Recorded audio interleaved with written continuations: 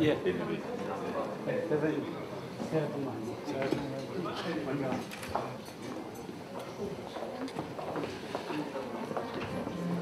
박대사님 오셨어요?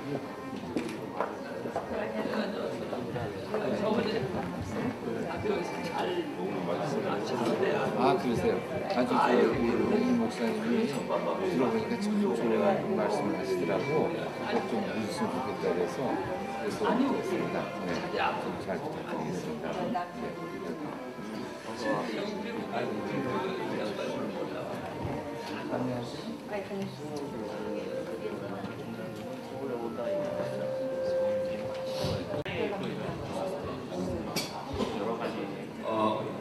이동건 부원장입니다. 벌써 그 2014년이 한 달이 벌써 지나서 두 번째 모임이 됐습니다. 저희 소차를 약간 준비해서 이게 좀 드시면서 주변 분들하고 상의하고 논의하시면 저희가 정시에 포럼을 시작하도록 하겠습니다. 재밌어요, 수익을 가지고. 좀 너희가 우리 낫지 않나. 저희가 오늘로 81회 이제 포럼을 시작하는데요. 그 회원 여러분께서 그 연사 초청에 이 문제가 너무 많다.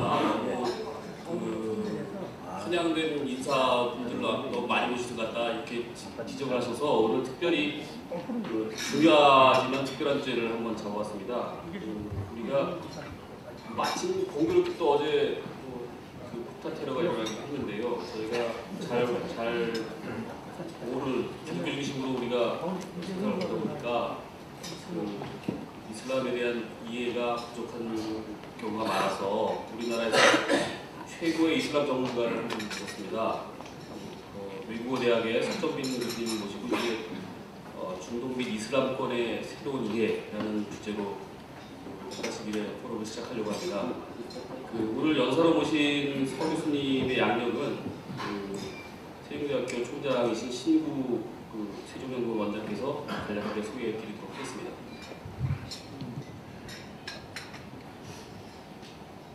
네, 오늘 연사분을 소개시켜 드리기 전에 오늘 저희 포럼에 처음 참여해 주신 회원님들을 먼저 소개해 드리겠습니다. 저희 세종대학교 글로벌 대식교육원의 최종환 주임 교수님,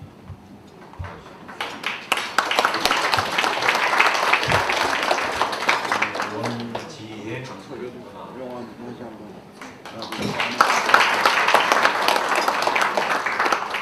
안수영 컴퍼니의 안수영 대표님 오늘 나와주셨고요. 호서예술전문대학교의 이명주 교수님 오늘 나와주셨습니다.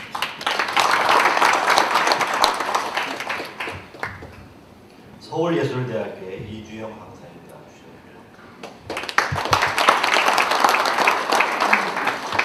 유니크 문화예술학교의 이주연 강사님 나와주셨습니다. 전통춤연구소의 노혜경 대표님 나와주셨습니다. 대구예술대학교의 장우정 교수님,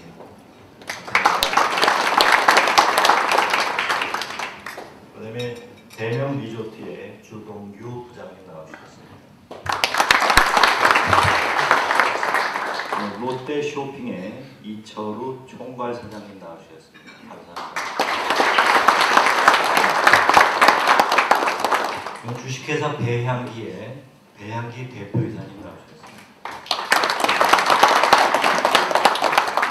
휴렛 패커드의 송한용 대표님 감사합니다. 한국국방연구원의 조남훈 안보센터장님 나와주셨습니다. 한국지방공기업평가원의 김용훈 선임연구위원님께서 나와주셨습니다.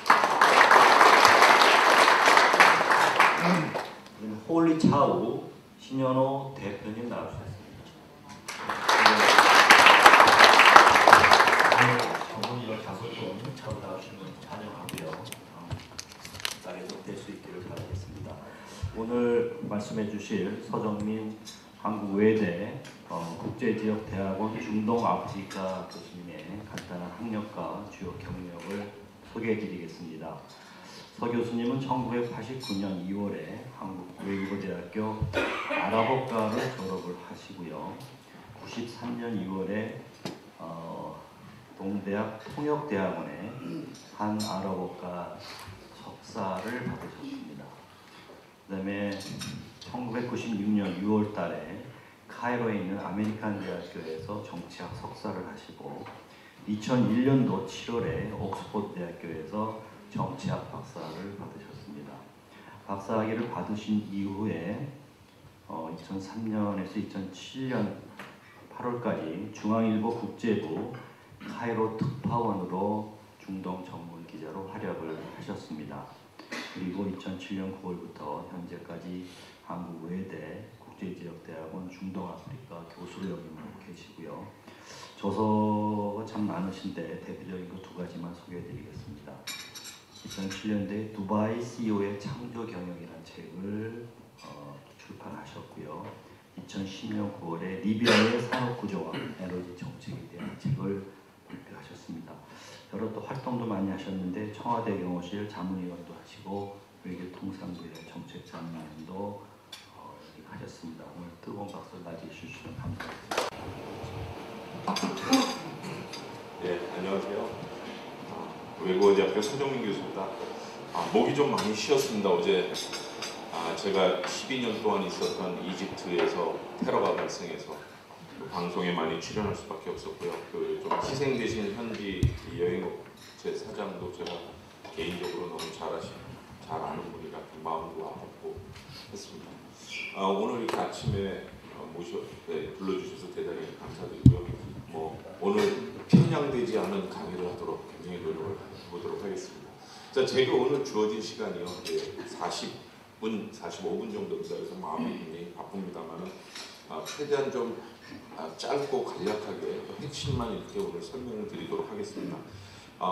제가 한 17년 해외에 있었습니다. 그래서 귀국한 지 6년 됐고요. 그중에 12년을 중동에 있었습니다. 그래서 아랍어와 영어를 쓰면서 많이 생활하다 보니까 한국말이 좀 어눌합니다. 이해를 좀 해주시기 바라고요. 오늘 제가 말씀드릴 여러 가지가 있겠습니다만 제가 이제 미리 결론을 하나만 딱 말씀드리고 지나가겠습니다. 오늘 이렇게 아침에 귀한 시간을 내주셨는데요. 제가 오늘 세세한 거를 설명은 못 드리겠지만 중동을 좀 보시는 좀 전반적인 시각의 틀을 드리고자 하는데 제가 꼭 말씀드리고 싶은 건 한 가지입니다.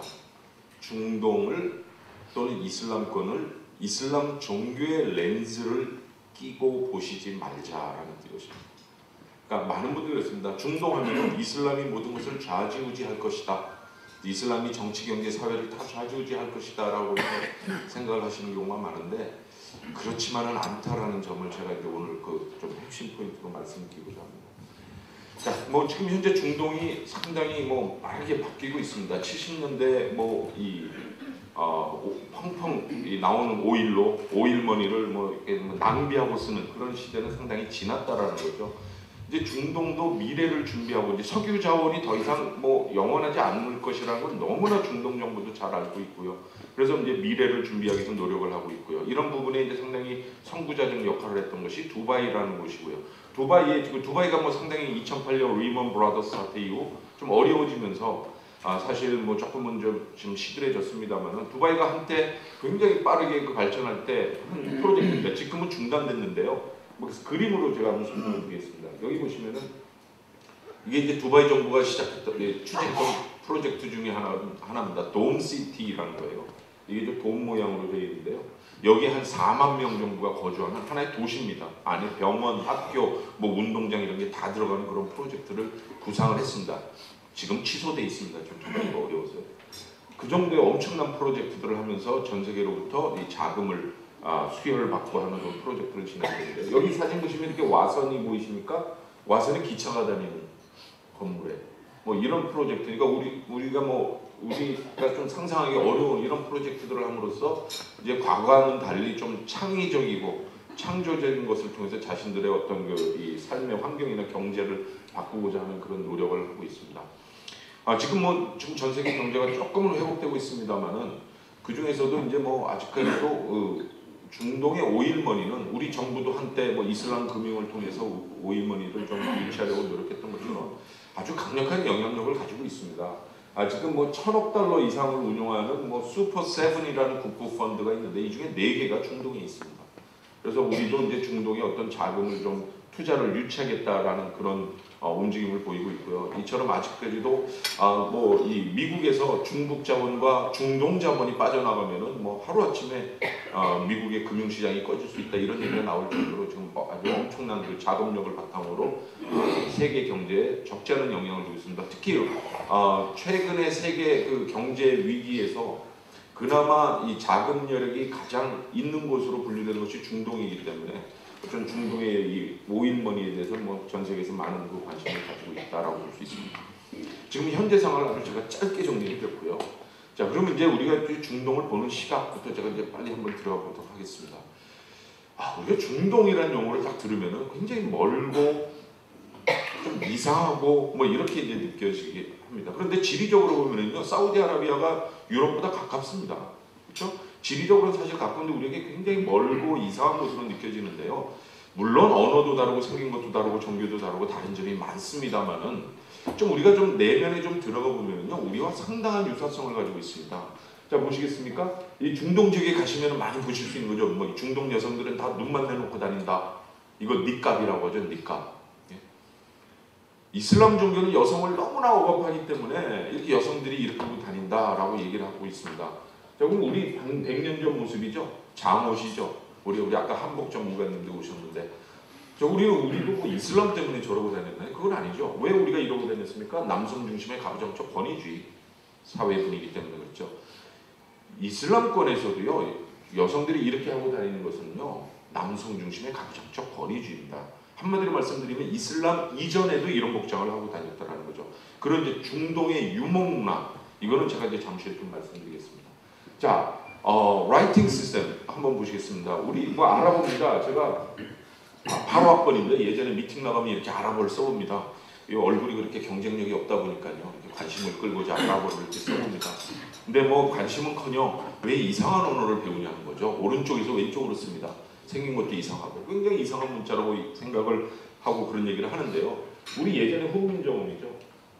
훈민정음 위에서 아래로 내려오고 있습니다만 전체적인 방향은 오른쪽에서 왼쪽이죠. 우리 뭐 사찰이나 고궁에 가시면 현판들 다 오른쪽에서 왼쪽으로 쓰죠. 상당수 동양 문자들은요, 오른쪽에서 왼쪽으로 씁니다. 다만 우리가 우리의 동양적인 것을 버리고 서구식 라이팅 시스템을 받아들여서 우리가 지나치게 서구화되어 있는 현재 상황이라는 거죠. 그래서 어쨌든 뭐 라이팅 시스템도 상당히 동양적인 것을 갖고 있는 것이 바로 중동이라는 것이고요. 자, 교육기관 한번 들어보겠습니다. 중동의 전통적인 교육기관 모습입니다. 쿠탑이라고 부릅니다. 지금 중동도요, 현대 교육합니다. 그런데 전통적인 교육기관은 쿠탑이라고 합니다. 쿠탑은 한국어로 번역하면은요, 책 읽는 곳, 서당이에요. 이름이 똑같아요. 저 옆에 있는 우리 서당이죠. 이름 똑같습니다. 자, 그럼 교육 분위기 한번 보시겠습니까? 훈장님 앉아 계시죠? 회초리 들고 계시죠? 아이들 앉아가지고 공부하고 있습니다. 똑같죠? 그럼 교육 방식은 어땠을까요? 예전에 우리 서당 들어가면은 천자문부터 사서오경 몸 흔들어가면서 외웠죠. 자, 이슬람권 쿠탑의 교육 방식 어떻습니까? 아우즈빌라미나 쉐이탄의 이슬람 몸 흔들어가면서 쿠란을 암송하죠. 교육 방식도 똑같았습니다. 왜 이런 현상이 나타났을까요? 우리 예전에 유교 배우고 익혀서 실천하는 종교였습니다. 그렇죠? 이슬람 종교도요, 배우고 익혀서 실천하는 종교입니다. 그래서 이렇게 암송하고 익히고 해서 실천하기 위해서 이렇게 암기하는 거죠. 그래서 교육 방식도 상당히 유사했다라는 거죠. 왜 이런 유사성이 발생을 하는지 제가 설명을 드리자면요, 중동도 오리엔트 문명입니다.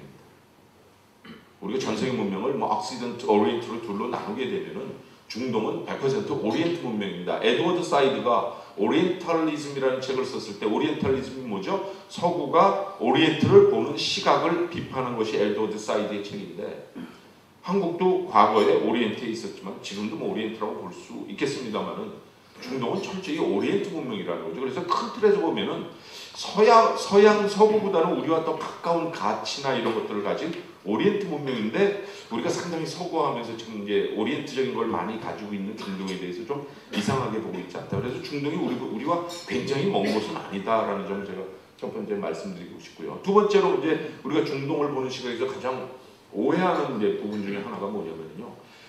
아랍 국가들, 중동 국가들, 이슬람 국가들 상당한 다양성을 갖고 있음에도 불구하고 우리가 지나치게 획일화되고 일반화된 이미지로 중동을 본다라는 거죠. 중동을 하나의 돌덩어리, 모놀리틱하게 중동을 보고 있는데 여기서 이제 굉장히 많은 것을 잘못 보기 시작하게 됩니다. 중동은 열사의 땅이다. 우리 근로자들이 중동에서 열심히 일하면서부터 생긴 말인데요. 중동이 다 열사의 땅인가요? 뜨거운 모래 땅인가요? 지금 저 레바논에서 찍은 사진입니다. 뭐 하는 장면 같습니까? 스키장 개장식입니다. 뭐 이 눈발 보이십니까? 중동은 다 여성들이 뭐 얼굴에 눈만 내놓고 집안에만 있습니까? 여기 지금 워킹하는 분들 복장은 비키니 입고 있습니다. 중동이 알제리, 모로코, 알제리, 레바논, 이란 다 스키 탑니다. 겨울에. 또 나라마다 여성들의 복장이 굉장히 다양하다라는 거죠. 중동이 다 석유가 납니까? 천만에요. 아랍 국가 22나라 중에 석유가 많이 나서 국가 경제에 아주 긍정적인 영향을 미치는 나라는 3분의 1밖에 되지 않다라는 거죠. 근데 우리는 중동하면 석유, 테러, 뭐 여성에 대한 억압, 열사의 땅 이런 그 획일화된 이미지로 보시게 되면 상당히 많은 것을 놓칠 수 있다는 것을 제가 말씀드리고 싶은데요. 제가 두 나라를 한번 비교해 보겠습니다. 아주 붙어있는 나라 두 나라입니다. 대표적인 국가, 우리 예전에 이집트 대사님도 오셨는데요. 자, 이집트란 나라하고요. 중동의 최대 정치 문화 대국입니다. 자, 바로 옆에 있는 나라 사우디아라비아, 중동의 최대 경제 대국을 제가 비교해 드리겠습니다. 자, 두 나라 아랍 국가이고 중동 국가이고 이슬람 국가입니다. 붙어 있습니다. 홍해를 가운데 두고 두 나라 붙어 있는 두 나라입니다. 자, 제가 이 두 나라를 정치, 경제, 사회적으로 아주 대략적으로 한번 비교를 해보겠습니다. 얼마나 비슷한 나라인가 한번 보시기 바랍니다. 자, 이집트의 정치 시스템은요, 공화정입니다. 우리 얼마 전 이집트에 혁명 났을 때 대통령 하야했다라는 하야하고 뭐 이런 얘기 들어보셨죠? 우리와 비슷한 공화정 시스템입니다. 민주주의 정도는 우리보다 뭐 상당히 낫습니다만은 반면에 사우디아라비아는 왕정이죠.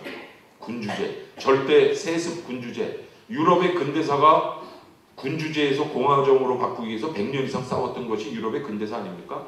완전히 다른 정치 시스템을 가지고 있습니다. 경제적으로 말씀드리겠습니다. 사우디아라비아 뭐 더 말씀드릴 것도 없죠. 석유에 의존한 경제. 석유, 가스가 전체 GDP에서 차지하는 비중이 약 35% 되는데요. 그거는 이제 사우디 정부 발표고요. 실질적으로 유관산업까지 합치면 전체 GDP에서 석유가스가 차지하는 비중, 유관산업까지 포함해서 약 60% 정도 차지하고 있습니다. 반면에 이집트로 한번 넘어가겠습니다. 이집트의 최대 산업은 뭐죠? 어제 우리 버스 테러 났다는 것도 한번 방송에서 많이 들으셨죠? 이집트의 최대 산업은 서비스 산업입니다. 관광업을 포함한 서비스 산업이에요. 이집트 가보신 분 계시죠? 우리 대사님 계시지만 이집트 박물관 가보세요. 2000년 안 된 건 전시도 안 돼요. 지하 창고에 있습니다. 안 가보셨습니까? 네. 이 피라미드가 몇 년 됐죠? 4600년 됐습니다. 우리 잘 아시는 그 투탕카문의 황금 가면 아시나요? 얼마 안 됐어요. 한 3100년밖에 안 됐습니다. 2000년 안 된 거는 전시도 잘 안 해요. 지하 창고에 있습니다. 엄청난 관광객이 오고 관광이 가장 최대 외화 획득원입니다. 자, 이집트의 두 번째 산업은 제조업이고요. 세 번째 산업은 농업이고 네 번째 가서야 석유, 가스가 나와요. 내수 충당하고 50억 불 정도 수출합니다. 사우디아라비아는요, 지난해 석유 수출액이 2,800억 달러 정도 되죠. 두 나라 경제 구조도 완전히 다르고요. 경제 수준, 1인당 GDP 수준도 7배, 8배 차이가 난다는 거죠. 사회적으로 한번 말씀드릴까요? 자, 사우디아라비아 여성에게 운전도 허용하지 않는다. 뭐 들어보셨죠? 57개 이슬람 국가 중에서 유일하게 사우디아라비아만 그렇습니다. 제가 많은 분들이 이슬람 하면은 사우디아라비아를 딱 떠올리시는데요. 사우디아라비아가 이슬람 종교의 기준이 아닙니다. 사우디아라비아에서 이슬람이 등장했다고 해서 사우디가 기준이 아닙니다. 이 사우디라는 나라는요, 이슬람을 가장 극악무도하게 정치적으로 이용하는 가장 극단에 있는 나라일 뿐이죠. 이슬람 하면서 사우디를 기준으로 삼으시면은 정말 그 나머지 56개국은 다 잘못된 건가요? 여성에게 운전을 허용치 않는 나라는 사우디 한 나라밖에 없습니다. 반면에 이집트에 가시면은요, 여성 공무원 수가 150만입니다. 제가 직장인 수를 얘기하는 게 아닙니다. 공무원 수만 얘기하는 겁니다. 우리나라 여성 공무원 수보다 훨씬 많습니다. 제가 지금 붙어있는 두 나라를 비교해드렸는데 정치, 경제, 사회적으로 이렇게 다릅니다. 물론 같은 점도 있어요. 유사한 점도 있습니다만 이렇게 정치, 경제, 사회적으로 다른 나라를 우리가 소위 한 바구니에다 놓고 중동은 이렇다, 아랍은 이렇다 이렇게 보게 되면은 정말 많은 것을 놓칠 수밖에 없다는 거죠. 제가 사진으로 좀 보여드리겠습니다. 다양성에 대해서. 자, 보수적인 나라들이 있습니다. 이렇게 눈만 내놓은 것을 니캅이라고 해요. 이거 사우디 여중생이고요. 바레인 대학생이에요. 두 사진의 공통점이 뭡니까? 다 디포커스 돼 있죠. 제가 줌으로 당겨서 망원렌즈로 찍은 사진입니다. 가까이서 사진 찍으면 큰일 나죠. 자, 아프가니스탄입니다. 아프가니스탄 가면 이것이 부르카라고 해요. 부르카. 눈 있는 부분이 이렇게 망사처럼 돼 있습니다. 여성들은 이 망사를 통해서 바깥을 좀 어렵게 보지만은 남성들이 여성 눈조차 못 보게 만들어 놨죠. 남성을 차별하는 곳이죠. 저는 그렇게 생각합니다. 동감을 안 하신 것 같습니다. 자, 어느 정도 개방된 나라들의 모습들이 있어요. 이런 걸 우리가 보통 히잡이라고 해요. 히잡. 언론에서 들어보셨죠? 히잡. 네? 두바이 홀딩스의 매니저로 일하고 있는 친구고요. 제 쿠웨이트 친구의 부인이고요. 여기 이집트 대학의 대학생입니다. 카이로 대학 대학생. 어느 정도는 개방된 나라들의 모습을 보이고 있습니다. 저 이제 많이 좋아졌죠. 예? 저랑 그 이집트에서 같이 대학원을 다니던 레바논 대학원생들이에요. 레바논 친구들이에요. 제가 뮤직 페스티벌도 가서 이렇게 사진 찍어줬는데 그냥 친구로만 남았습니다. 레바논에서 열린 패션쇼에 출품된 작품이에요. 중동에서 열린 패션쇼에 출품된 작품입니다. 자, 여기는 이제 이집트에서 찍은 겁니다. 이집트에 좀 좋은 레스토랑 가면은 식사하시면서 벨리 댄스 보는 거죠. 벨리 댄스. 뭐 우리 벨리 댄스 너무나 잘하시는데 제가 갖고 나온 이유가 뭘 것 같습니까? 수술이 잘 된 부위가 보이세요? 이래서 앞에 앉으셔야 됩니다.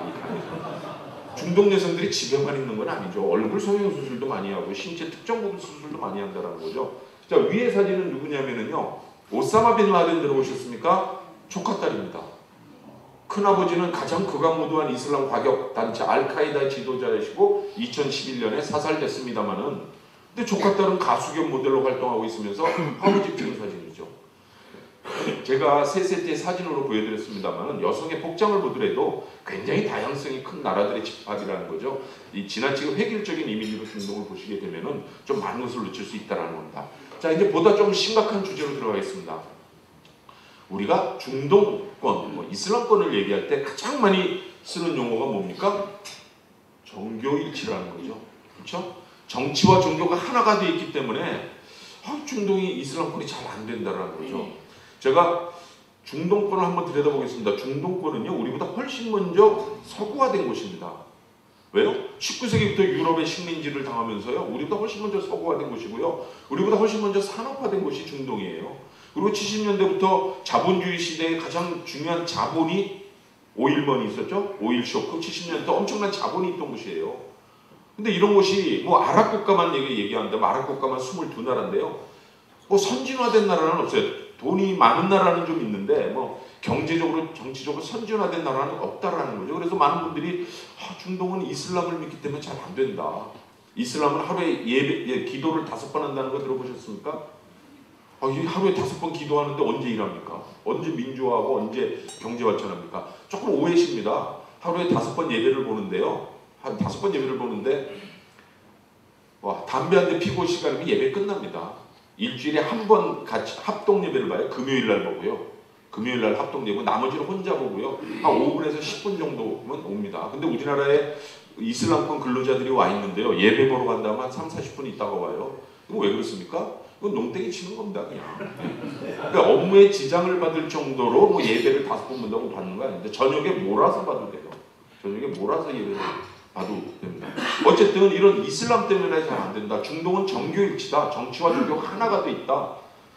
라고 이제 생각을 하시는데 여기서 이제 제가 아까 이슬람이 모든 것을 하지 않는다라는 말씀을 드렸는데 여기서 이거를 조금 우리가 다른 시각으로 볼 필요가 있다라는 거죠. 왜요?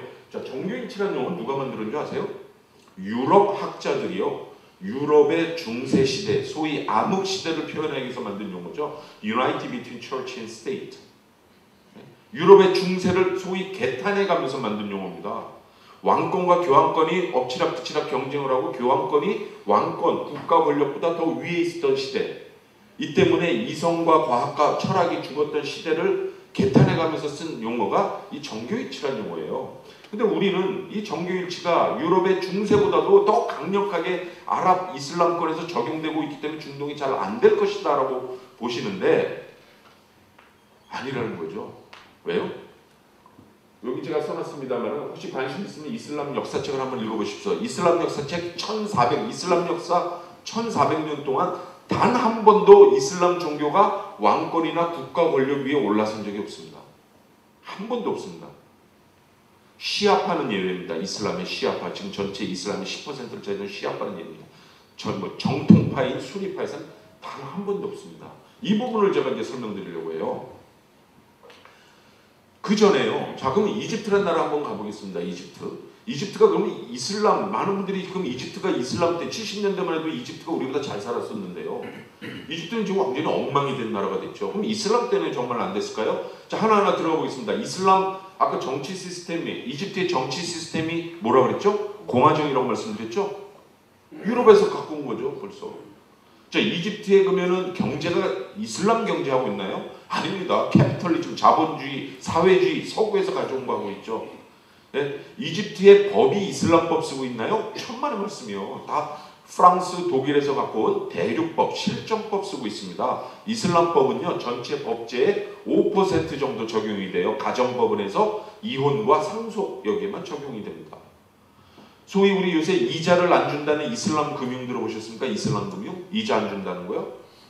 이집트 은행들이 이자 안 주나요? 저 특파원 할 때 모은 돈 아직 이집트에 있어요. 저 와이프도 모르는 돈. 우리보다 이자 더 많이 줘요. 이슬람에서 이자 못 주게 돼 있잖아요. 요새 이슬람 금융이 조금씩 커지고 있습니다만 이집트 은행의 90%는 우리랑 똑같은 컨벤셔널 뱅킹이에요. 저 그럼 이집트가 정치, 경제, 사회, 금융, 법 이슬람에 의해서 지금 좌지우지돼서 잘 안 되는 거 아니라는 거죠. 중동 이슬람이 아니라는 거 제가 말씀드리면 이슬람이 중요합니다. 제가 그 이유를 말씀드릴 텐데 잠시 후에 이슬람이 최소한 정치, 경제에 영향력을 엄청나게 행사하진 않다라는 거죠. 왜 정교일치가 아니라면 왜 이슬람이 그렇게 강력한데 유럽의 이런 정교일치가 아니라고 제가 주장을 하냐면요. 자, 이슬람에 제가 이제 이런 얘기하면 우리 목사님이 제가 다니는 교회 목사님이 별로 좋아하진 않는데요. 어쨌든 학문적으로 제가 신학적인 것이 아니고 학문적으로 설명드린 겁니다. 이슬람 종교하고요. 이슬람 종교가 같이 뿌리를 두고 있는 유대교, 기독교와 가장 큰 차이점이 뭐냐면요. 사도의 지위와 역할입니다. 사도. 우리 그 유대교와 기독교의 사도 모세와 예수는요. 제가 학문적으로 분류하는 겁니다. 종교적 지도자 역할을 주로 했습니다. 모세가 누구죠? 80세 되던에 계시를 받습니다. 미션을 받죠. 어떤 미션이죠? 출애굽. 그렇죠? 유대인들을 억압받는 파라오의 권력으로부터 벗어나게 해줘서 적밖으로 흐르는 가나안 땅으로 데려가라. 이게 하나님의 이제 계시죠. 자, 모세가 어렵게 이제 설득해서 데리고 나와서 광야를 헤매고 뭐 해서 이제 가나안 땅으로 어떻게 하죠? 인도까지 하죠. 모세는 본인은 정작 가나안 땅에 들어가지도 못하고 삶을 마감하죠. 하나님의 미션을 딱 수행하고 거의 수행해놓고 삶을 마감하죠. 맞습니까? 성경을 안 읽어보시고. 자, 예수는 어떤 미션을 받았습니까? 예수가 받은 미션은 사랑이죠. 사랑을 전파하라는 거죠. 그냥 사랑이 아니죠. Universal Love, 범우주적 사랑. 하나님은 모두를 사랑하신다. 우리 유대인들이 갖고 있는 사상은 선민의식이에요. 하나님이 우리 민족을 특별히 사랑하셔서 우리 민족을 선택하셔서 하나님이 선택해 주신 땅으로 인도했다라고 믿는 게 이 선민의식이죠. 엘리트의식이죠. 반면에 예수는 하나님이 모두를 사랑하신다. 그래서 그 유니버설 범우주적 사랑의 힘을 보여주기 위해서 헐벗고 수혜받은 자들을 데리고 어려운 과정을 쳐서 이 기득권 세력, 엘리트들이 있는 예루살렘에 입성을 시키죠. 사랑의 힘을 보여주죠. 미션을 수행합니다. 사랑의 힘을 보여주고 전파하는데 3일 만에 못 박혀 죽습니다. 왜요? 유대인으로부터 죽죠. 왜요? 유대인들은 자신들이 선택받은 민족이라는데 예수라는 자가 나타나서 모두를 사랑하신다 그러니까 제거할 수밖에 없었죠. 자, 예수도 하나님이 주신 미션을 수행하고 3일 만에 십자가에 못 박혀 돌아가시다는 거죠. 종교적 지도자 역할을 주로 했다는 거죠. 그런데 이슬람을 정시한 무함마드는 다릅니다. 40살 되던 해에 동굴에서 계시를 받아서요. 이슬람을 이제 메시지, 이슬람의 사명을 전파합니다. 이슬람의 하나님이 무함마드에게 준 이슬람의 미션은 뭐냐면요. 사회 정의, 평등, 평화를 전파하라는 거였어요. 610년에 계시를 받아서 622년까지 12년 동안 메카라는 곳에서 사회 정의, 평등, 평화를 불을 짓습니다. 622년이 이 해는 뭐 조금 참고적으로 상식적으로 기억해 두시면 좋겠습니다. 622년에 이슬람의 첫 해입니다. 이슬람령. 무함마드가 메카에서 메디나라는 도시로 이주했다라 그래서 이 해가 이슬람의 첫 해가 됩니다. 이슬람의 1년입니다. 근데요, 이 해가요 어떤 해냐면요, 야반 도주한 해예요. 밤에 몰래 도망갑니다. 왜요? 메카를 다스리는 지배 부족의 첫 번째 가문이 지배 가문이었는데 무함마드는 안타깝게도 두 번째 가문 출신이에요. 넘버 2 가문 출신입니다. 넘버 2 가문 출신이 계속해서 12년 동안 사회정의 평등 평화를 부르짖다 보니까 넘버 1 가문이 제거하려고 하죠. 밤에 야반 도주를 합니다. 근데 이슬람 어떤 종교의 첫 해가 사도가 첫 계시를 받은 해라든가 뭐 태어나신 해라든가 돌아가신 해인데 이슬람 사도가 도망간 해가 첫 해가 됐어요. 그런데 단순히 도망간 게 아닙니다. 메디나라는 도시는요, 여러 부족이 싸우고 있었어요. 그래서 중재자가 필요했습니다. 그래서 무함마드가 메디나에 도착해서는 중재자 역할을 하면서 정치 지도자가 돼요. 최고 권력자가 됩니다. 9년 동안 메디나에서 세력을 규합해서 대군을 이끌고 메카로 진격을 해옵니다. 그래서 자기를 죽이려 했던 첫 번째 가문을 시리아로 내쫓고, 이 내쫓긴 가문이 시리아에서 만든 왕조가 우마이야드 왕조라는 거예요. 우리 시리아도 이슬람 제국의 수도였죠. 시리아로 내쫓고 무함마드 가문이, 아까 두 번째 있던 가문이 권력을 잡고 무함마드가 이슬람 국가의 기반을 세우고 또 2년여 통치를 하다 죽습니다. 그럼 무함마드는 어떤 사람입니까? 종교 지도자 플러스 정치 지도자, 국가 창건자, 종교 지도자 플러스 정치 지도자라는 게 무함마드의 지위라는 거죠. 자, 이 과정을요, 제가 한번 빨리 말씀드렸지만 정리해보면 무함마드는 어떤 사람입니까? 종교를 이용해서 권력을 잡고 실제로 뭐 왕과 비슷한 최고 권력자가 된 사람이죠. 종교를 이용해서 권력을 잡은 사람입니다. 누구보다도 종교가 얼마나 강력한 이념적, 정치적 파워가 있는 것을 너무나 잘 아는 사람이죠. 그래서 무함마드가 자신이 정치 지도자가 딱 되면서 만든 두 가지 원칙이 있습니다. 첫 번째, 이슬람은요, 성직자가 없습니다. 사제가 없어요. 이슬람에서 교황 들어보셨습니까? 주교 들어보셨어요? 이슬람은 사제가 없어요. 성직자가 없습니다. 이슬람에서 종교 지도자라는 사람들은 올라마, 학자들만 있어요. 지금 사우디아라비아의 종교 최고 지도자는요, 성직자가 아닙니다. 정부 공무원이에요. 이슬람 학자 중에서 정부가 고용을 해서 월급을 주는 사람입니다. 이집트의 최고 종교 지도자, 종교성 장관, 정부의 월급을 받는 공무원입니다. 성직자라는 독립적인 사제 집단이 존재하지가 않아요. 왜요? 무함마드가 그걸 만들었습니다. 왜요? 본인이 종교적 권위를 가지고 있고 정치적 권위를 다 가지고 있기 때문에 자신의 권위에 도전할 세력을 만들지 않았겠죠. 성직자가 없어요. 사제가 없어요. 자, 두 번째 원칙, 무함마드가 만든 게 있습니다. 이슬람에서도요, 11조가 있어요. 기독교는 자기 수입의 10%를 교회에 내는 거지만요, 이슬람에서는 자기 수익입니다. 수익의 2.5%를 내야 되는데요, 아무한테 주게 만들었습니다. 아무한테 줘도 돼요. 저도 유학할 때 받아봤습니다. 좋은 차 지나가더니 창문 열리더니 돈 줍니다. 받아서 잘 썼죠. 단식 기간에 특히. 그래서요, CIA가 이슬람 도네이션 펀드를 추적하는 거예요. 이게 뭐 교회로 한번 거쳤다 보면 그래도 파악하기가 쉬운데 아무한테 줄 수 있기 때문에 이게 테러 단체에 갈 확률이 높다라고 그걸 이 도네이션 펀드를 추적하는 이유가 여기 있습니다. 자, 그럼 상식적으로 생각을 해보세요. 자, 이슬람은 종교 기관이에요. 사람이 없어요. 성직자가 없다고 그랬죠. 그렇죠? 돈이 안 와요. 돈이 안 옵니다. 11조가 안 온다고 그랬잖아요. 자, 이런 종교기관이 국가 권력 위에 올라설 수 있나요? 절대 불가능하죠. 이슬람은요, 애초에 이슬람을 창시한 무함마드가 본인이 종교 플러스 정치 지도자, 또 종교를 이용해서 권력을 잡은 사람이었기 때문에 종교가 정치 권력을 추구하지 못하게 만들어놨습니다. 그래서 그럼 이슬람이 약하진 않습니다. 그렇다고 해서 제가 다시 말씀드립니다. 중동에서 정치, 경제 이슬람이 많은 영향력을 행사하지는 않는다라는 거죠. 다만 이슬람은 사회적 기능을 굉장히 강력하게 행사하고 있습니다. 왜요? 어떤 종교나 이념이 권력을 추구하게 된다면 권력은 영원할 수 없죠. 언젠가 무너지게 되겠죠.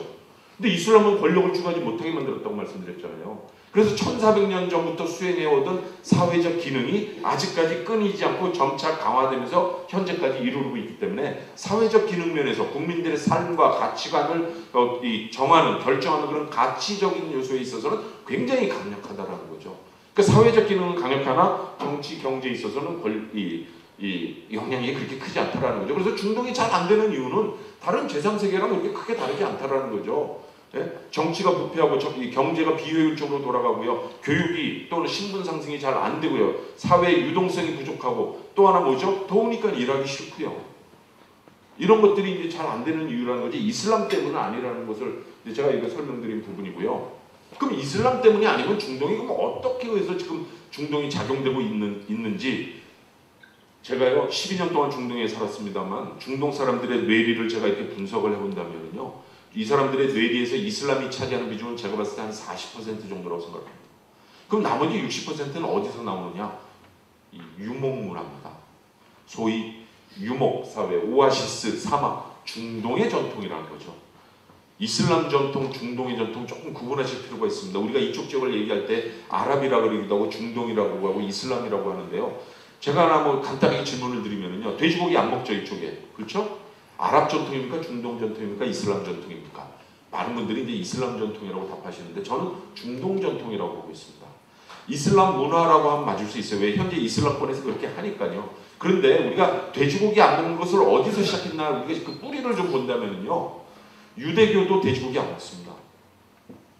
이슬람보다 거의 뭐 1500년 더 전에 생긴 유대교도 돼지고기를 안 먹습니다. 왜 중동에서 돼지고기를 안 먹게? 중동의 전통이라고 보는 이유는요. 중동의 기후와 환경 때문에 등장한 전통이죠. 왜요?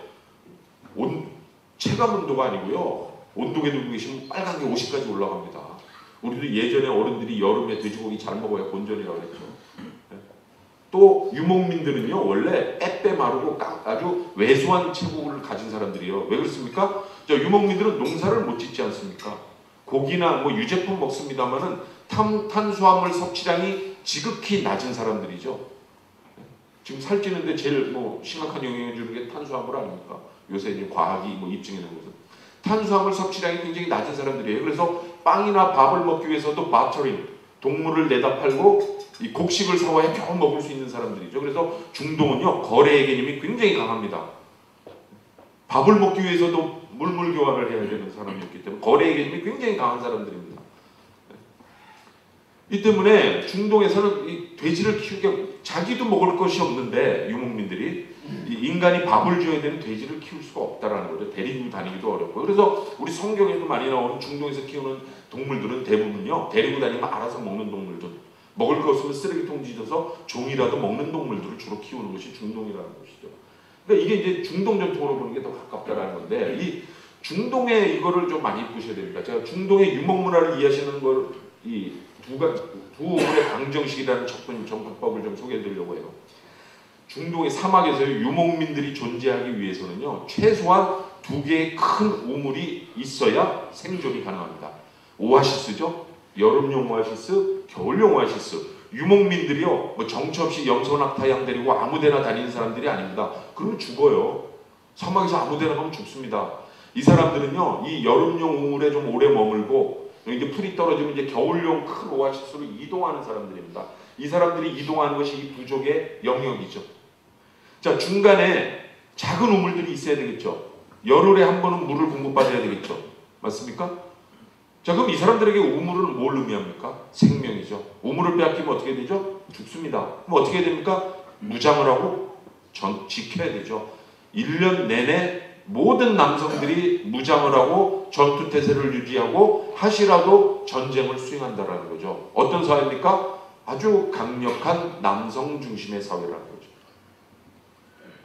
남성이 부족의 생존을 책임지는 겁니다. 우리 농경 정착 사회에서는요.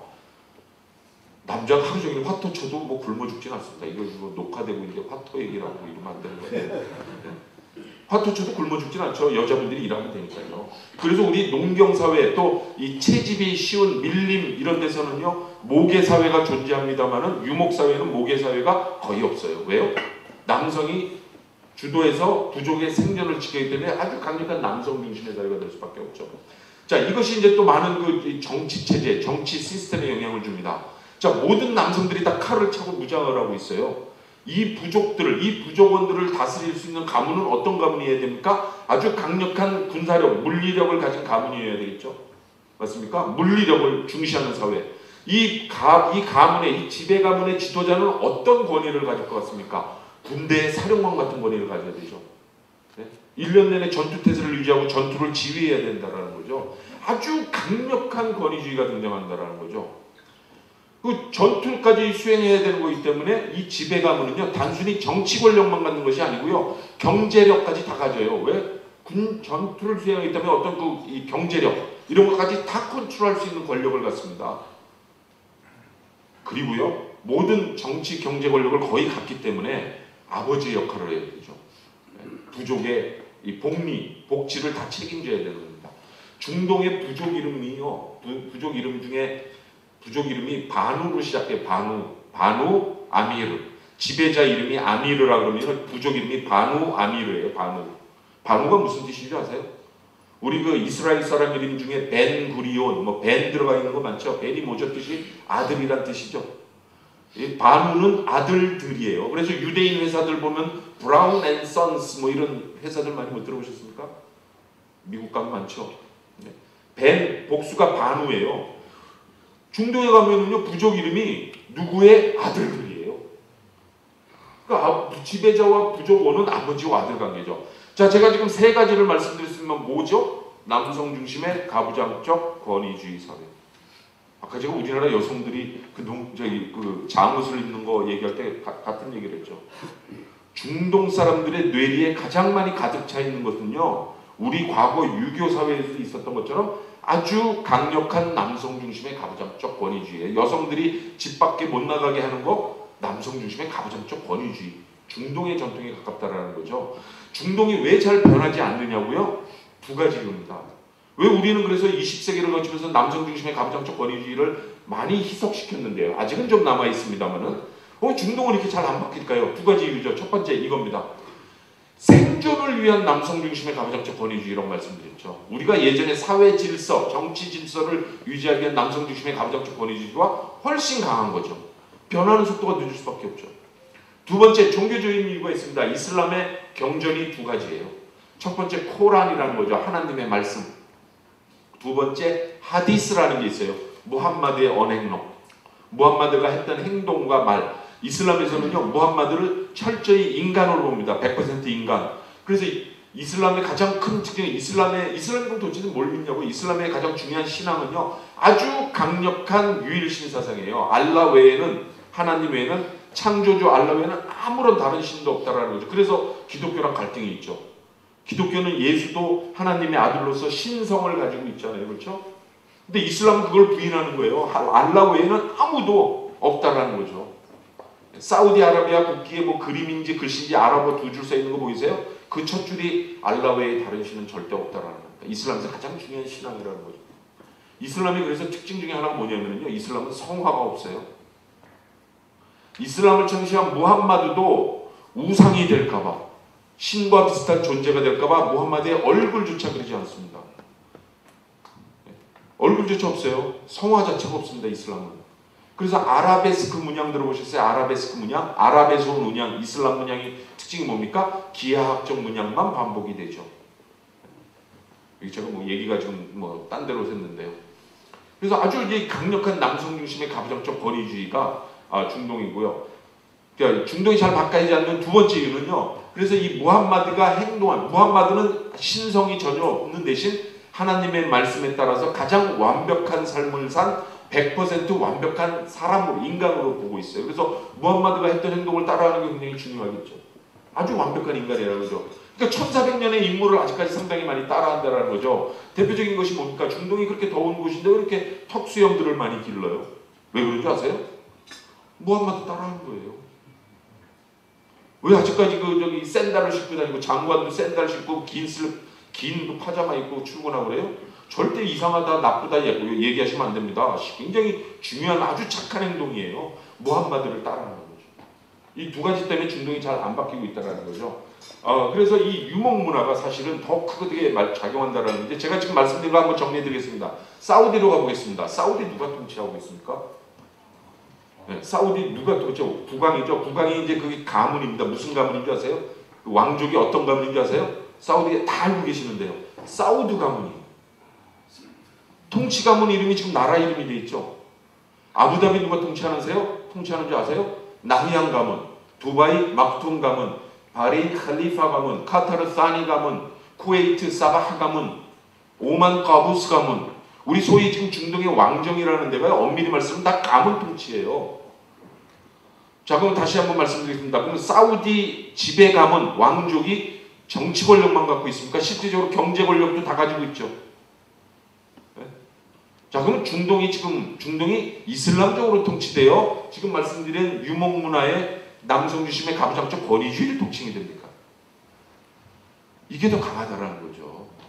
근데 중동의 이 사우디 경제와 정치를 이해하시면서 이슬람의 렌즈를 끼고 여기를 쳐다보고 계시면은 엉뚱한 길로 간다라는 거죠. 전혀 지금 다른 길로 간다라는 거죠. 제가 시간 관계상 다시 설명드리겠습니다. 자, 중동 사람들 사는 모습들을 제가 사진으로 좀 찍어왔는데요. 얼마나 이슬람적으로 사나, 얼마나 중동 문화적으로 사나, 유목 문화적으로 사나 한번 보시면요. 미인 낙타 선발되어야 하는 겁니다. 이 이슬람하고 무슨 관계 있어요? 자, 예멘에서는 마약이 합법이에요. 이거 풀 뜯어먹는 게 마약 먹는 겁니다. 예?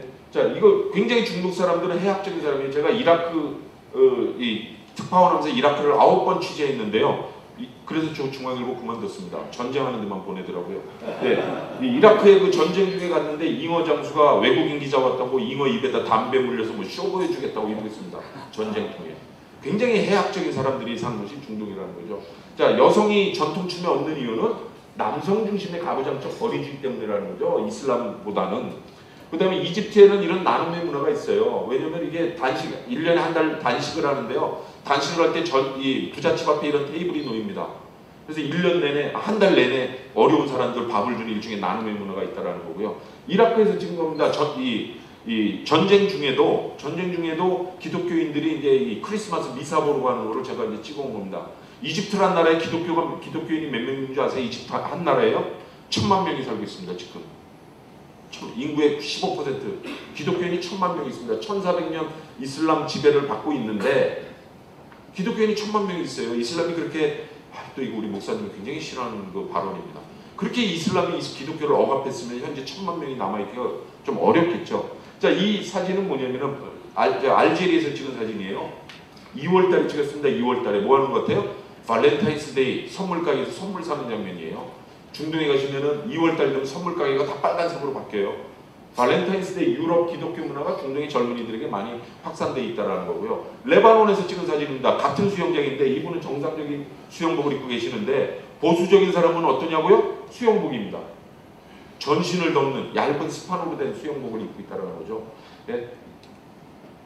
물, 담배 하는 거, 담배도 이슬람에서는 좀 하지 말라고 합니다. 그 다음에 이것도 뭐 이슬람하고 관계없죠. 지금 우리나라에도 들어와 있죠. 헨나라는 염색약. 그렇죠? 중동 여성들이 결혼식, 뭐 파티 이럴 때만 쓰는 거 염색약이에요. 이슬람하고 관계없습니다. 자, 이거는 이슬람하고 좀 관계 있어요. 이슬람에서 최대 축제가 뭐냐면요. 희생제입니다. 동물을 잡아서, 가축을 잡아서 알라에게 바치는 의식. 누굴 따라하는 겁니까? 아브라함을 따라하는 겁니다. 아브라함이 아들 이삭 대신 양을 바치기 시작한 것을 따라하는 것이 이슬람 종교의 가장 큰 축제입니다. 그러나 주의하실 점이 하나 있습니다. 이슬람에서는요. 아브라함이 아들 이스마엘을 바치려다가 양을 잡기 시작했다라고 해석을 하고 있습니다. 자, 중동의 뭐 연예인들이에요. 이슬람 복장을 하고 있는 연예인들도 있습니다만은 이렇게 굉장히 섹시한 모습을 강조하는 연예인들도 있어요. 힙이 이쁘기로 유명한 레바논의 가수고요. 하이파라는 가수고요. 우리나라 이효리의 10배 이상 인기 있는 섹시 디바입니다. 낸시 아주람이라는 이 레바논 가수고요. 여기는 이제 이집트의 신인 여배우예요. 하난 투르키라고요. 아직 유명하지는 않습니다. 여기 왜 있냐고 제가 좋아하는 스타일입니다. 자, 제가 이슬람보다는 유목문화적인 게 더 강하다고 말씀드렸고요. 또 하나가 있습니다. 또 하나. 제가 이제 중동의 지금 이슬람보다는 중동의 현재 정치 경제를 좀 이해하시는 가장 대표적인 이론이 바로 이 지대 추구형 국가 이론입니다. 아침부터 이론을 말씀드려서 정말 죄송한데요. 이 이론을 좀 이해하시면 중동의 정치 경제 이론을 좀 이해하시는데 조금 도움이 되실 겁니다. 자, 어떤 거냐면요. 지대, 렌트라는 거죠. 세에 의존한 경제를 가진 국가 이론입니다. 이게 중동의 정치 경제가 잘 안 되는 이유를 가장 잘 설명해주는 여태까지 나오는 이론 중에서 가장 대표적인 이론이기 때문에 제가 설명드린 겁니다. 자, 렌트라는 건 뭡니까? 세죠. 쉽게 말씀드리면요, 아파트 10채 갖고 있으면은 세 받으면 카우치 포테이토 편하게 살 수 있다는 그런 얘기예요. 쉽게 버는 돈에 의존한 경제라는 거죠. 정치경제학자들이 이 렌트 산업에 넣는 게 4가지입니다. 부동산, 관광업, 통관료에 의존한 산업, 그 다음에 천연자원에 의존한 산업입니다. 이 4가지 산업의 공통점이 뭘 것 같습니까? 학자들 얘기입니다. 인풋 대비 아웃풋이 굉장히 큰 거죠. 우리가 알고 있는 일반적인 생산의 개념은 뭐죠? 100을 인풋하면은 10이나 20의 부가가치를 붙여서 110, 120의 아웃풋을 내는 게 우리가 갖고 있는 일반적인 제조업에 있어서 생산의 개념인데, 이 렌트 산업은 인풋 대비 아웃풋이 굉장히 크다라는 거죠. 그건 뭐예요? 쉽게 돈을 번다라는 거죠. 쉽게 말씀드리면은. 자, 관광, 여기 부동산 말씀드리겠습니다. 아파트 10채 사는데 많은 돈이 듭니다. 하지만 자식이 도박하지 않는 이상 뭐 몇 대를 거쳐서 세 받을 수 있죠. 부동산 가격도 계속 올라가죠. 궁극적으로 아웃풋이, 산출이 굉장히 커지죠. 자, 관광업, 호텔 처음에 짓는데 많은 돈이 들어갑니다만은 어느 정도만 운영하면 추가 대규모 투자 없이도 계속해서 아웃풋을 낼 수 있죠. 아웃풋이 크죠. 통관료에 의존한 산업, 이집트의 스웨즈운하 예를 들어볼까요? 이집트 스웨즈운하 120년 전에 지을 때 굉장히 많은 인풋이 들어갔습니다. 그러나 이집트 정부가요, 매년 스웨즈운하에 지나간 배 톨비 받는 게 1년에 60억 달러예요. 그래서 100년 이상 받았죠. 앞으로 100년 더 받죠. 아웃풋이 크죠. 자, 가장 대표적인 게 천연자원입니다. 이게 꼭 중동뿐만 아니라요, 러시아, 나이지리아, 베네수엘라 같은 천연자원에 의존하는 국가들을 이해하는 데도 많이 동원되는 이론입니다. 자, 제가 쉽게 설명드리기 위해서 예를 하나 들었습니다. 예를 들어서 아부다비라는 우리 원자력 발전소 짓는 데 있죠? 아부다비가 유전 개발을 어떻게 하는지 제가 설명드리면 좀 이해가 가실 겁니다. 자, 아부다비의 유전 개발을 한번 들어봅니다. 요새는요, 아부다비나 사우디아라비아도 내셔널 오일 컴퍼니, 국영 석유회사를 설립해서 자체 유전 개발 조금씩은 하고 있는데, 전통적으로 중동의 유전 개발, 베네수엘라, 나이지리아 유전 개발 어떻게 합니까? 자, 유전 지역이 광구로 나뉘어져 있죠. 자, 제7광구를 2014년부터 이제 개발을 하겠다. 자, 아부다비 정부가 어떻게 할 것 같습니까? 국제입찰을 붙이죠. 국제입찰을 붙이면 전 세계 석유 메이저들, 세븐 시스터스, 여러 메이저들이 이제 컨소시엄 맺어서 응찰을 하죠. 그 과정을 거쳐서 예를 들어서 가정을 해보겠습니다. 엑손 모빌이라는 회사가 이 아부다비 제7광구 유전 개발권을 따냈어요. 자, 그럼 이제 유전 개발 들어갑니다. 자, 과정이 어떻게 됩니까? 자, 유전 개발하려면 처음에 뭐 하죠? 탐사 들어가야 되죠. 탐사 누가 합니까? 아부다비 정부가 할까요? 엑손 모빌이 할까요? 엑손 모빌이 하죠. 자, 탐사하다가 이제 석유가 있을 만한데 유정을 뚫죠. 드릴링 한다 그러죠. 구멍을 뚫습니다. 이 구멍 하나 뚫는데 700만 달러 정도 듭니다. 평균. 누가 하죠? 엑손 모빌이 하죠. 자, 영화 보시면 이 검은 거 나오죠. 자, 검은 게 나오면 뭐 해야 됩니까? 시험 생산 시설을 갖춰야 됩니다. 이 유정이 경제성이 있나를 보기 위해서. 누가 하죠? 엑손 모빌이 하죠. 자, 이 유정이 이제 경제성이 있어요. 그럼 여러 개의 유정 모아가지고 최종 생산 시설 만듭니다. 누가 하죠? 엑손 모빌이 하죠. 자, 이 유전 개발에 아부다비 정부가 투입한 돈은 얼마죠? 제로죠. 근데 제로라고 하면 기분 나빠해요. 이거 입찰하는데 커피값도 썼고 호텔도 빌렸고 이런 얘기 합니다. 자, 그러면 과연 아웃풋은 얼마일까요? 산출은 얼마일까요? 자, 굉장히 복잡하겠지만은요, 어딜 보면 알 수 있을 것 같아요? 유전 개발 계약서 보면 알겠죠. 아부다비 정부하고 엑슨모빌하고 유전 계약서. 굉장히 복잡합니다만은 중동 지역의 대부분 유전 개발 계약서에는 두 가지 중요한 숫자가 보통 일반적으로 50이라는 숫자가 들어가고요, 10이라는 숫자가 들어가요. 50은 뭐냐면은요, 기간이에요. 엑슨모빌이 50년 동안 10은 지분입니다. 생산량의 10%를 가져갑니다. 그래서 엑슨모빌은 50년 동안 10% 가져간 거를 유통시켜서 어떻게 합니까? 이제 투자 비용을 뽑고 이윤을 추구하겠죠. 그럼 아부다비 정부는요, 인풋은 제로였는데 아웃풋은 얼마죠? 이 유전의 생산량의 90%요. 너무나 쉽게 버는 돈이죠. 펑펑 쓸 수밖에 없죠. 다른 어떤 거하고도 비교할 수 없을 정도로 쉽게 버는 돈이죠. 이래서 경제가 돈을 막 낭비하는 거죠. 단순히 낭비하는 게 문제가 아닙니다. 아까 제가요, 오늘 강의 말씀 시작할 때 사우디나 이런 나라들이 전체 GDP에서 석유, 가스가 실질적으로 차지하는 비중이 얼마라고 그랬죠? 60% 정도 된다고 그랬죠? 맞습니까? 또 하나 변수가 있습니다. 중동의 유전은요, 단 한 개도 민간 유전이 없어요. 다 국영이에요. 국가가 운영합니다. 자, 이거를 합치면은요, 자, 아부다비나 사우디의 전체 GDP의 60% 누가 생산하죠? 국가. 맞습니까? 그래서 이 이론이 국가 이론이에요. 우리가 가지고 있는 일반적인 국가의 개념하고 다르죠. 지금 우리가 갖고 있는 현대 국가의 개념은 뭡니까? 민간이 생산 활동을 할 수 있도록 인프라를 제공하고 치안을 제공해서 하고 대신 세금을 받아서 국가의 기관인 정부나 군대를 유지하는 작은 국가, 그렇죠? 소극적인 국가. 이게 이제 우리가 갖고 있는 20세기, 21세기 국가의 개념인데, 여기는 지금 국가가 어떤 역할을 합니까? 최대 생산자 플러스 최대 분배자 역할을 하죠. 그래서 중동 경제의 가장 큰 특징이 뭐냐면요, 국가 주도형 경제입니다. 그냥 국가 주도형 경제가 아니라요, 사회주의보다 더 강력한 국가 주도형 경제예요. 왜요? 최대 생산자라고 말씀드렸잖아요. 사회주의 국가 주도형 경제가 성공한 사례가 있습니까 지금? 중국도 완전 국가 주도형 사회주의 경제는 아니죠. 이게 중동 경제의 가장 큰 문제예요. 그 다음에 그렇다 보니까 어떤 특징이 있냐면요, 공공 부문의 비중이 지나치게 커요. 우리나라가 지지난해 중동에서 300억 불 이상의 건설 플랜트를 수주했습니다만은요, 민간에서 수주한 거요, 제로입니다. 없어요. 다 공공부문에서 수주합니다. 공공부문에서.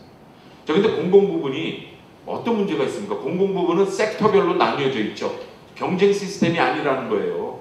그러니까 경쟁력이나 뭐 효율성 이런 것이 상당히 떨어지는 그런 시스템을 가지고 있다는 거죠. 그러니까 중동 경제가 잘 안 되는 게 이슬람 때문이 아니고, 그렇죠?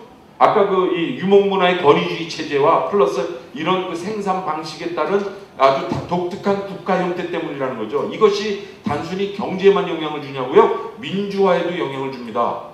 민주주의가 어떻게 시작됐죠? 영국에서 시작됐죠? 예전에 세계사 시간 한번 돌아가 보겠습니다. 산업혁명 이후에 신흥상공 세력들이 등장하면서 혹시 기억나십니까? 대부분 이과 출신이십니다. 자, 어떻게 했습니까? 이제 민간이 산업혁명 이후에 대량 생산 시스템을 갖춘 거죠. 대량 생산을 하게 되면서 전체 국부의 90% 이상은 민간이 생산을 하는 거예요. 그러다 보니까 이 민간이 군주에게 찾아갑니다. 우리가 생산의 주체이고 돈을 다 벌어오는데 왜 당신 혼자 모든 것을 결정합니까? 좀 나눕시다. 나누는 걸 떠나서 이 주권을 민간에게 갖고 내려온 게 민주주의죠. 맞습니까? 그럼 민주주의가 되기 위해서 가장 중요한 선결 조건은 뭐죠? 민간의 생산 능력이 국가보다 훨씬 커야 되잖아요. 근데 제가 지금 말씀드린 건 뭐예요? 중동은 국가가 최대 생산자라는 거죠. 아직까지 민주주의가 될 수 있는 정치, 경제적 환경 자체가 잘 안 돼 있는 것이지 이슬람 때문에 잘 안 되는 것은 아니다라는 겁니다. 제가 내 시간이 더 다 된 것 같아서 하나만 더 질문하고 넘어갔습니다. 그러면 어떤 분이 질문하실 겁니다. 아니 그러면 민간이 잘하면 될 거 아니에요? 공공부문이 이렇게 잘 못하면은. 그러면 중동의 민간은 도대체 뭐 하고 있습니까? 제가 하나 질문 드릴게요. 지금 아랍 국가가 22나라예요. 모로코, 대서양에부터 오만, 인도양까지 22나라가 있는데 제가 하나 질문 드리겠습니다. 아랍 국가가 22나라입니다. 아까 제가 말씀드렸죠. 아랍은 우리보다 먼저 서구화되고 산업화했고 그 다음에 엄청난 자본이 있는 곳인데 저 유명한 민간 제조 회사 하나만 말씀해 보세요. 아랍 국가 22나라 다 통틀어서 하나도 없어요. 우리는 이 작은 나라가 자원도 없고 자본도 없었던 이 작은 나라가 지금 10개 전후의 세계적인 제조 브랜드 회사를 가지고 있는데 왜 여기는 22나라가 먼저 산업화되고 서구화되고 엄청난 70년대부터 엄청난 자본이 있었는데 왜 세계적으로 유명한 민간 제조회사 하나도 없죠? 저도 이것을요 정치 경제학적인 학문적 이론으로 좀 해석해 보려고 정말 노력했는데 답이 없어요. 저도 뭐 사회과학자입니다. 문화적인 접근법 굉장히 좋아하지 않는데요. 제가 12년 동안 지금 중동에 거주하면서 30년 동안 중동을 연구하면서 내린 결론은 겁니다. 문화적인 거예요. 왜 그러냐면요. 답이 간단합니다. 안 해요. 그냥. 안 해요. 왜 안 하냐고요? 5,000년 동안 장사만 한 사람들이죠. 아라비아 상인 들어보셨습니까? 페니키아 상인 들어보셨습니까? 페르시아 상인 물론 중국 상인도 있습니다만 중동은요 5,000년 전부터 장사만 하던 곳이에요. 왜요?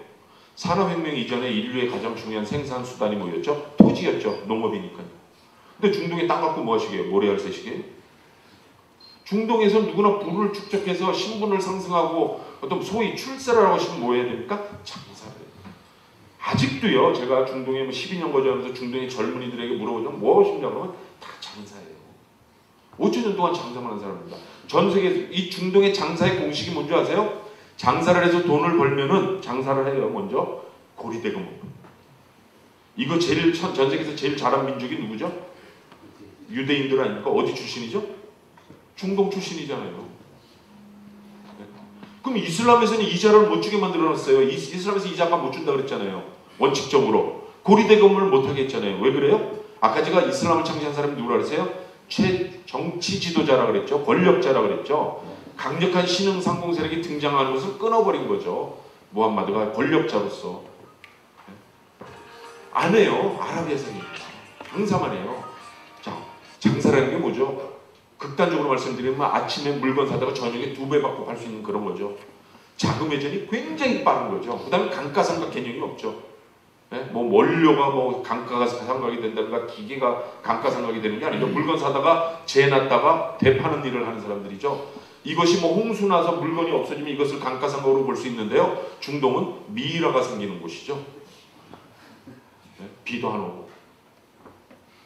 이거를 5천 년 한 사람들이에요. 장사하기가 정말 어렵습니다.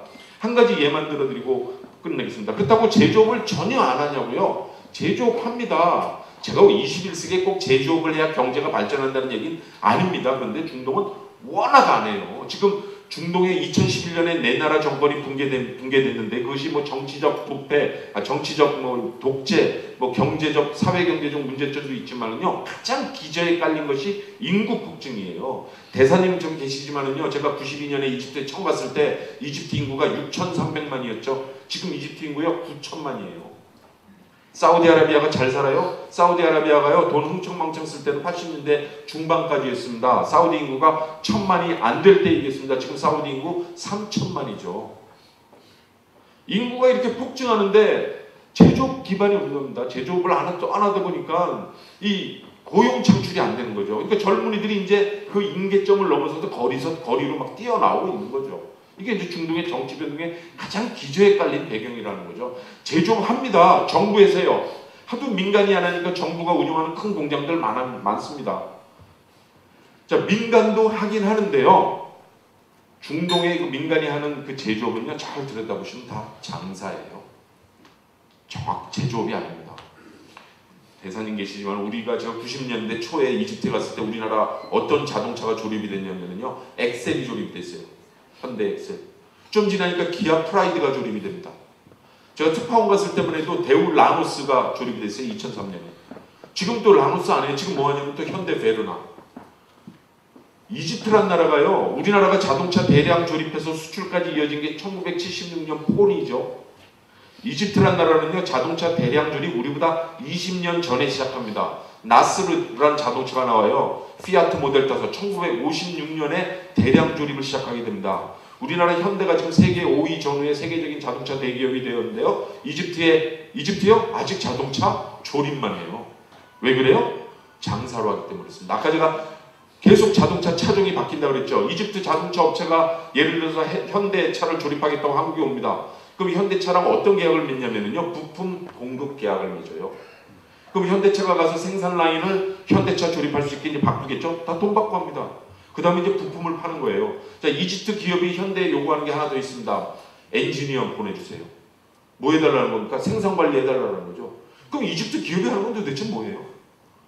물건 떨어진 거 팔 생각을 하는 거죠. 기술 축적, 뭐 생산성 제고 이런 게 아니라는 거죠. 제조업을 해도 장사로 하기 때문에 민간에서도 이런 문제점이 발생하고 있어서 전반적으로 경제가 발전하지 않고 이런 경제가 어려운 상황을 거치면서 국민의 정치의식이나 정치 발전도 상당히 어려운 것이 중동의 현재 상황이라는 걸 말씀을 드리면서 그러나 중동이 지금 변하고 있습니다. 시간이 좀 넘었죠? 빨리 끝내겠습니다. 중동도 지금 이런 데서 이제 벗어나려고 노력을 하고 있습니다. 지금 정치 변동도 일어나고 있습니다만요. 예전에 뭐 대바구니 자동 관광 산업이 최고급 뭐 도요타 칩을 이용해서 사막 사파리 이런 산업으로 바뀌었고요. 두바이 사진입니다. 이게 91년 사진인데요. 2004년 사진이에요. 똑같은 아파트 보이세요? 2004년 사진입니다. 외형도 이렇게 바뀌고 있고요. 이거 사우디에도 지금 100층짜리 빌딩이 뭐 리야드에 이미 들어서 있고요. 사우디 젊은이들 시각도 바뀌어요. 제가 매년 사우디 가는데 사우디 대학생이 사진 같이 찍자 그러고요. 아침에 출근하면 하이파이브 하자 그러고요. 이제 한국에 교육 가면 카톡으로 잘 도착했냐 문자 오고 그럽니다. 그 정도로 이제 이 젊은이들의 시각도 바뀌고 있고, 석유에 의존하면 안 된다. 산업 다각화로 중동도 빠르게 바뀌고 있고요. 지금 두바이 거리 모습입니다. 외국인들도 이렇게 민소매, 뭐 핫팬티 입고 다닐 정도로 실내를 위해서 개방을 하는 쪽으로 중동도 바뀌고 있다라는 겁니다. 여기에 이제 정치 변동이 이어지면서 중동도 빠르게 이제 바뀌고 있다라는 겁니다. 자, 한 가지만 딱 말씀드리고 끝내겠습니다. 이겁니다. 자, 그럼 우리가 앞으로 향후 중동을 어떻게 해야 되느냐면요. 중동 지금 사태, 지금 우리가 뭐 테러도 발생하고 있어서 중동이 굉장히 위급합니다만 어떻게 보면 우리에게 기회입니다. 이 알자지라 방송이 이제 최근에 만편이에요. 이게 중동이 아랍의 정치 변동이고 어떻게 바뀌고 있는지를 설명해주는 알자지라 방송의 만평입니다. 우리보다 낫죠? 만평이 움직여요. 자, 이 삼각형이 뭐냐면요, 아랍 세계라는 뜻이고요. 자, 힘센 미국인이 원통을 막 강제로 집어넣으려고 해요. 이 원통이 뭐라고 써 있냐면요, 미국식 민주주의 개념. 무슨 얘기입니까? 맞지 않는다. 강요하지 말아라는 거죠. 제가 왜 지금 중동의 정치 변동과 현재의 혼란이 우리에게 기회가 될 수 있다라고 말씀드리냐면요, 이런 겁니다. 중동의 지금 여론이. 여태까지 서방의 대중동 정책을 한마디로 말씀드린다면요, 스테이터스 코 유지입니다. 현상 유지예요. 왜요? 이게 서방의 국가적 기업의 이해와 이권에 가장 맞아떨어졌다라는 거죠. 왜요? 지금 중동의 정치 변동 이전에는 중동의 권력은 어떻게 해요? 한 사람에게 집중돼 있는 거죠. 그러니까 유럽 국가들이, 서방 국가들이 밀실 정치를 통해서 자신들의 이권을 유지하고 확대할 수 있다는 거죠. 국왕 설득하면 끝나는 거죠. 맞습니까? 이렇게 통해서 서방이 그동안 중동에서 유지해온 이권, 3대 이권이 있습니다. 에너지, 석유 자원들 거의 서방이 개발하고 있죠. 군수, 걸프 지역만 해도요, 연 군수 시장이 1,500억 달러예요. 다 미, 영, 투가 100% 차지하고 있죠. 서비스 산업, 아시안 게임, 요새 이제 월드컵도 하겠습니다만 그 뭐 폐막식, 개막식 다 누가 하죠? 다 영국 업체들이에요. 엄청난 돈 받아갑니다. 이 3대 분야가 뭡니까? 부가가치가 가장 높은 분야들이죠. 우리나라가요, 우리가 냉철하게 봐야 됩니다. 중동에서 매년 300억 불씩 우리가 수주한다 그러지만은요, 시공, 지금 부가가치가 좀 높지 않은 분야들입니다. 서방 기업들이 정말 죽자사자 달려주지 않는 분야들 우리가 지금 수주하고 있는 거죠. 지금 3대 부가가치가 높은 분야는 다 서방이 거의 독점적으로 가져가고 있는 것이라는 거죠. 근데 이번에 정치 변동이 이런 독점을 깨는 그쪽으로 간다는 게 제 시각인 거죠. 왜요? 과거에는 모든 것이 지금 권력이 집중화되어 있었기 때문에 서방이 밀실 정치를 통해서 자신들의 이권을 유지하고 확대할 수 있었는데, 지금 이제 중동이 아래로부터 혁명이 성공하고 있다는 거죠. 뭡니까? 이제 권력이 다변화된다는 거죠. 시민사회도 등장하고 의회도 등장하고 이제 점차 권력이 분산이 된다는 거죠. 그러면 우리 기업이 진정으로 가격 경쟁력과 기술 경쟁력을 가지고 있으면은 아까 말씀드린 3대 부가가치 높은 이런 산업 분야에도 우리 기업들이 이제 진출할 기회, 문이 점차 열리고 있는 것이다 라고 지금 현 상황이고, 이 때문에 우리 기업들이 조금 중장기적으로 중동에 대해서 좀 진출할 수 있는 그런 준비를 할 필요가 있다 라고 말씀드리고 싶습니다. 이상입니다. 죄송합니다. 시간을 너무 질의응답이 3개로 보통 저희가 하는데, 오늘은 조금 시간을 줄여서 질의응답을 한 개만 해볼까요? 네, 그러면 딱 한 분만 그저 강의를 너무 잘 해주셨기 때문에 특별히 질문 한 개만 받아보도록 하겠습니다. 짧은 시간에 좀 어려운 주제를 말씀드려서 죄송합니다. 예. 그럼 저 강의를 너무 잘해주신 걸로 가름하고 그럼 질문을 없는 걸로 할까요? 예.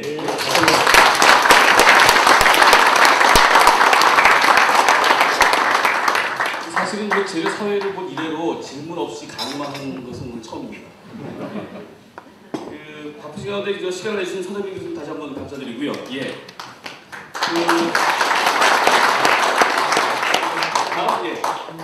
다음 달의 공지사항은 연말에도 한번 오시겠던 저 성김 그 미국 국회사께서 오시기로 하셔서 요새 뭐 한반도 정세가 여러 가지 복잡하게 있으니까 또 다른 시각에서 포럼을 즐기실 수 있는 기회가 있을 것 같습니다. 그럼 이상으로 182회 포럼을 마치도록 하겠습니다. 그 앞에 그 교수님 모시고 기념 촬영을 할 테니까 한 분 빠짐없이 기념 촬영에 좀 참여해 주시면 자, 자리를 조금 나와주시면 감사하겠습니다.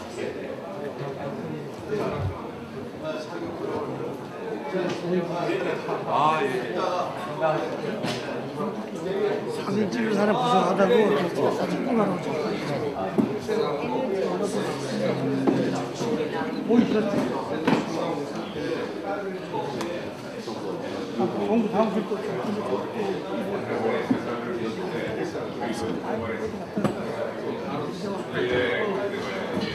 좀 앉았다.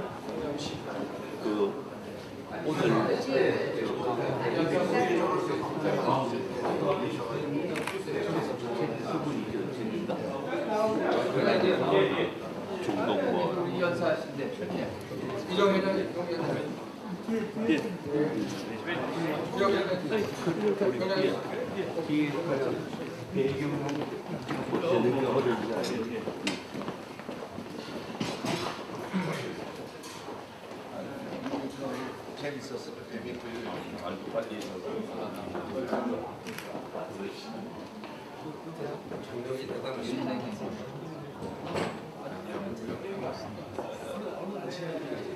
이쪽 자리도 하나 있으니까 앉으시죠. 한번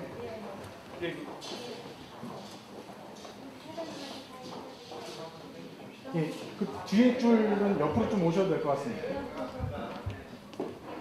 예, 됐습니다. 예, 됐습니다. 찍겠습니다. 하나, 둘, 예, 한 번 더 찍겠습니다. 찍습니다. 하나, 둘, 예, 됐습니다.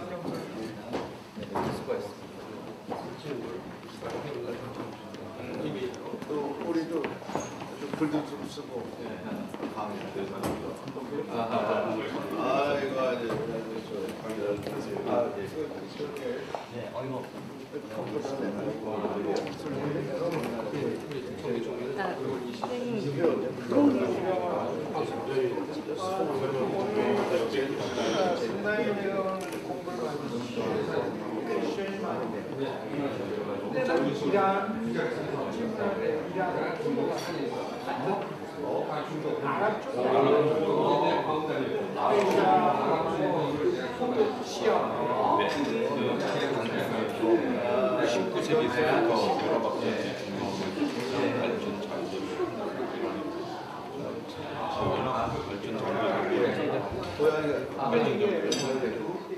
최적인 시간이 그래서 아까도 시합하는 그래서 이제 나중에 성직자를 만들어서 신정일치 정규일치가 맞습니다. 그게 문제가 유명한 시합하는 연세대학 클럽 정창현 사도가 있다고. 그럼 저기 사제 이쪽 그 기독교. 그래서 아야톨라가 뭐 사제 그게 문제가.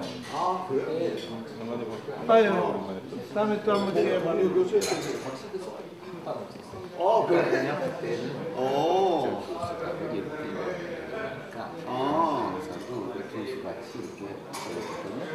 그래요? 기술탄 연구원 그렇구나. 학교 일주일에 하루는 거기 가서 그렇구만. 나는 정찬이는 중학교 친구니까 요새도 만나요. 요새 저기 삼성 하여튼 저기 우리가 그런 복수를 받고 있으니까 사장한테 그렇게